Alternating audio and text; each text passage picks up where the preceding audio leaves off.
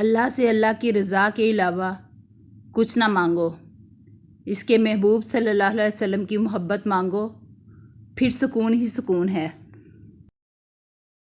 دل کا موم ہونا اللہ کا کرب ہے، اسی کو معاف کرنا ہے جس کو معاف کرنا مشکل ہے۔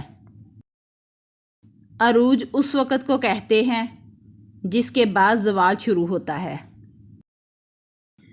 تسلیم کے بعد تحقیق گمراہ کر دیتی ہے۔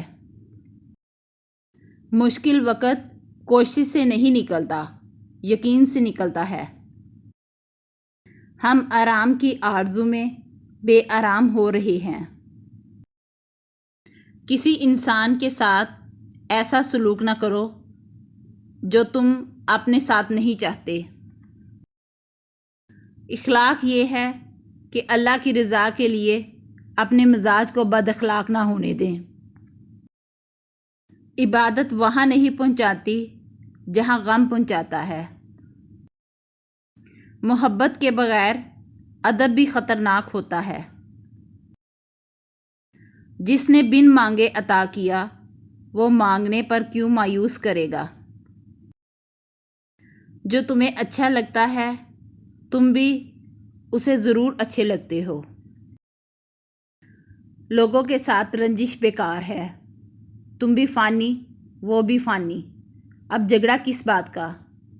آپ منو تو میں وقت ضائع کر رہے ہیں اور اوپر سے کچھ اور ہی ہونے والا ہے۔ موت سر پر کھڑی ہے۔ سکون قلب جو ہے یہ اللہ کی رحمت ہے، خیرات سے مل جاتا ہے، سخاوت سے مل جاتا ہے، کسی کو معاف کر دینے سے مل جاتا ہے، کسی سے معافی مانگنے سے مل جاتا ہے۔ کسی کی یاد میں جاگنے والا کبھی بدقسمت نہیں ہو سکتا۔ کسی کے درد میں رونے والا دنیا کے 1000 غموں سے آزاد ہو جاتا ہے۔ جھگڑا نہ کرو، زندگی کے قریب رہنے کی کوشش کرو، سب کو معاف کر دو۔ آپ اندازہ لگاؤ گے کہ حضور پاک صلی اللہ علیہ وسلم نے کافروں کو بھی ساتھ ملایا، فتح مکہ کے موقع پر سب کو معاف کر دیا، انہوں نے مخالفین کو بھی صحابی بنا دیا۔ اللہ ہنساتا ہے تو ہنستے جاؤ، رلاتا ہے تو روتے چلے جاؤ، چیزیں دیتا ہے تو قبول کر، اور اگر چھین کے لے جاتا ہے تو راضی ہو جاؤ۔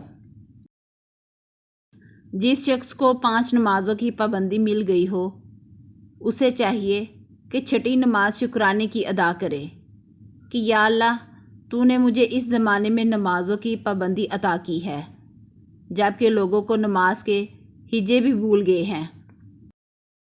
وظیفہ صرف شکر کا کیا کرو کہ یا رب العالمین تیرا شکر ہے۔ جب کوئی دقت ہو تو الحمدللہ پڑھنا شروع کر دیا کرو، اللہ تعالیٰ تکلیف دور کر دے گا۔ ایک بات کا بڑا خیال رکھو کہ آپ دلوں کو راضی رکھو، یہ نہ کرنا کہ لوگوں کو تکلیف دو اور خود بڑے عابد اور تہجد گزار بن جاؤ۔